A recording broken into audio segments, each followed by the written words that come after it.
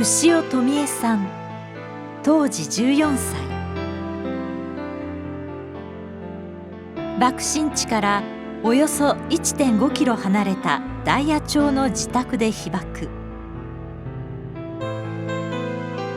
広島逓信講習所の生徒だった牛尾さんはたまたま休みで自宅にいました。朝食を終え箸を置いた瞬間、爆風で吹き飛ばされ気を失いました。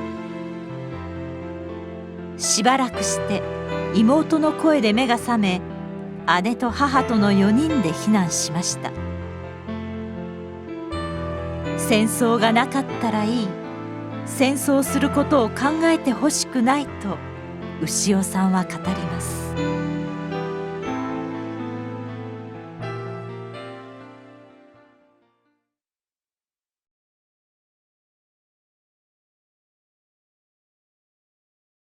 8月6日にね、偶然家にいたの訳があるんですよ。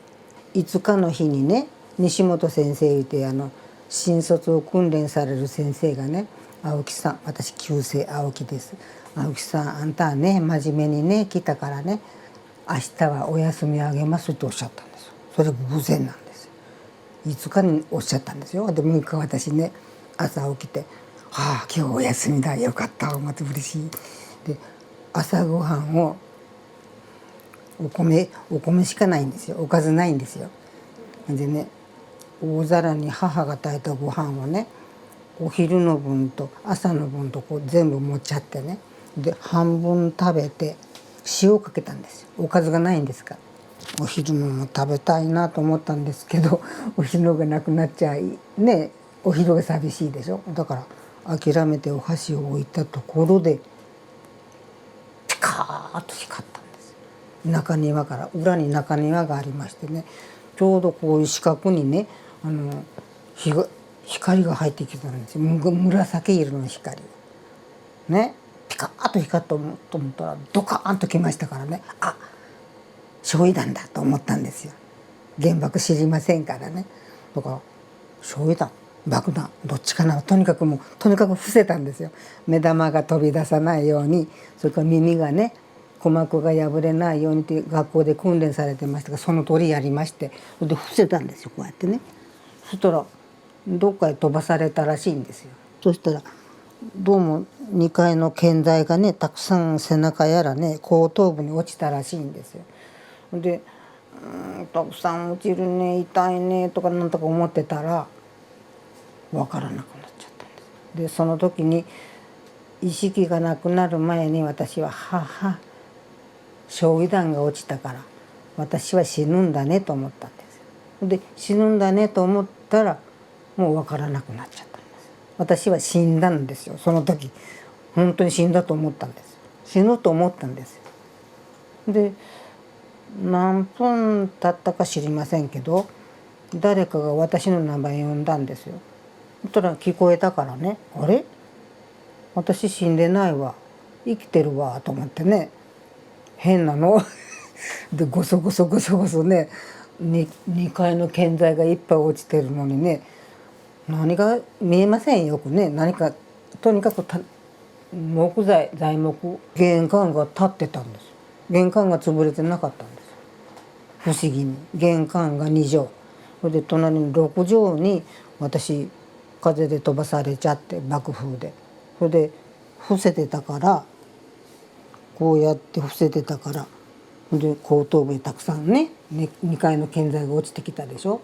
それで頭がおかしくなって気絶して、その呼んだのが何分後か知らないんですよ。どうも双子の妹が呼んだらしいんですけどね、トミちゃん言って。そしたら目が覚めて、あれ、私生きてるわ、おかしいなと思って、とにかくゴソゴソ材木をのけてね、で玄関からそろそろ出たんですよ。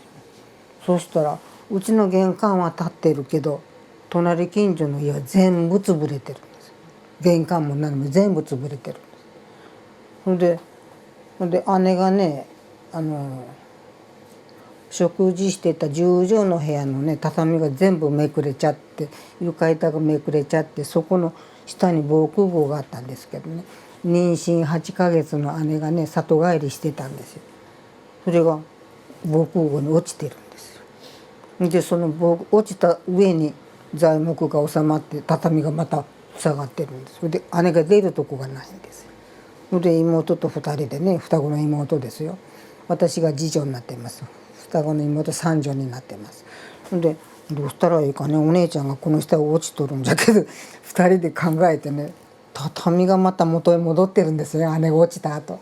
ほんで畳が重いしね、たくさんあるし、だから玄関の上がりがまちがありましょ。一段上がって上に上がる。その上がりがまちの板をね外そうやいってから2人でね2枚ほど板をこれぐらいなの外してね、姉の妊娠8ヶ月のお腹がようやく出れるぐらいの穴が開いたんですよ、板をのけたらね。でお姉ちゃんおいでやいてから2人でね姉の手を引っ張ってね、やっと引っ張り上げたんですよ。こんなお腹よ、傷だらけですよ、材木で。気の毒みたいでしたけど。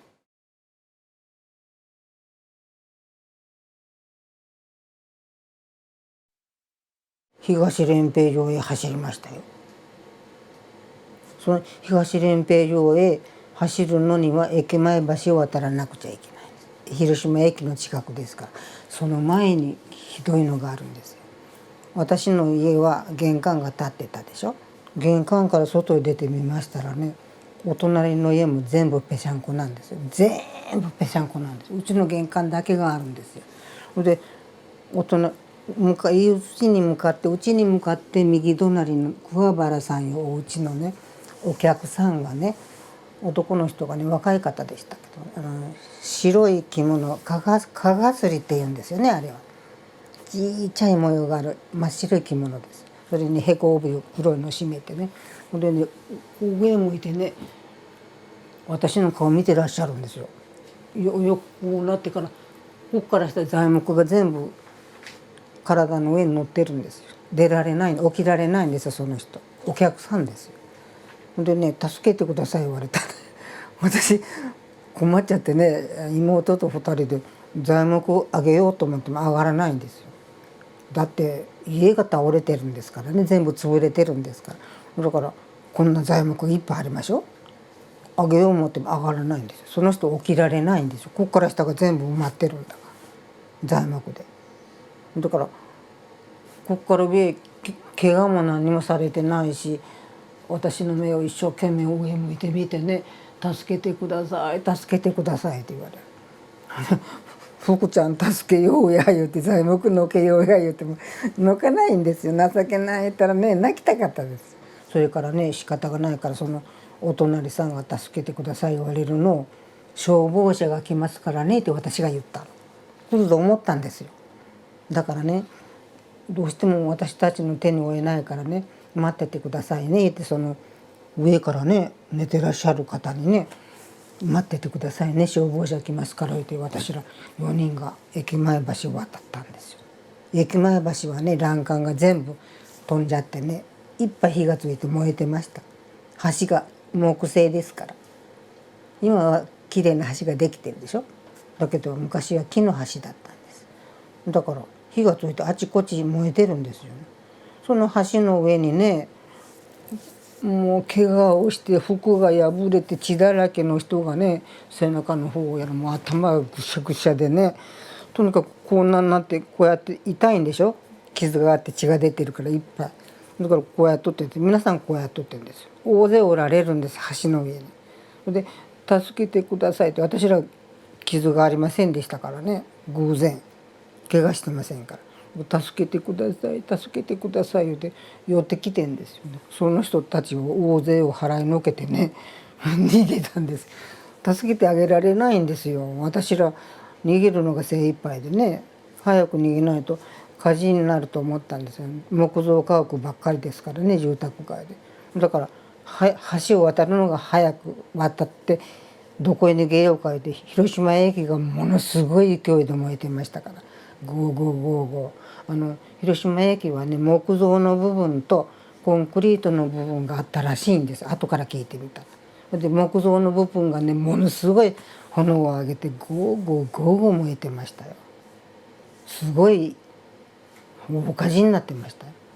でその燃える広島駅を眺めながら駅の左横の大須賀の踏切を渡って列車通ってませんから線路を渡ってで東練兵場広いんですよ。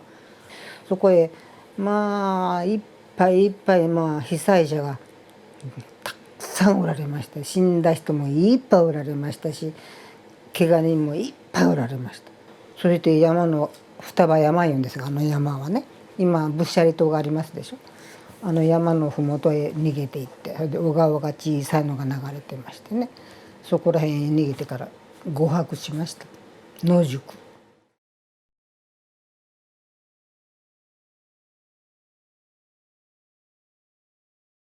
そりゃまあ戦争がなかったらいいんですけどね。だからその放射能のあるね原子爆弾をいろんな国が持ち出したいうのが私なんか憂いというかね悲しいというかそんなことを考えるんですよテレビ見てからね。だからそんな悪影響のある爆弾ただの爆弾じゃなくて人類の生存とか命とかそんなのにが危なくなるような爆弾を作ってもらいたくないなと思いです。地球上の人にねそんな戦争をすることを考えてほしくないですよ。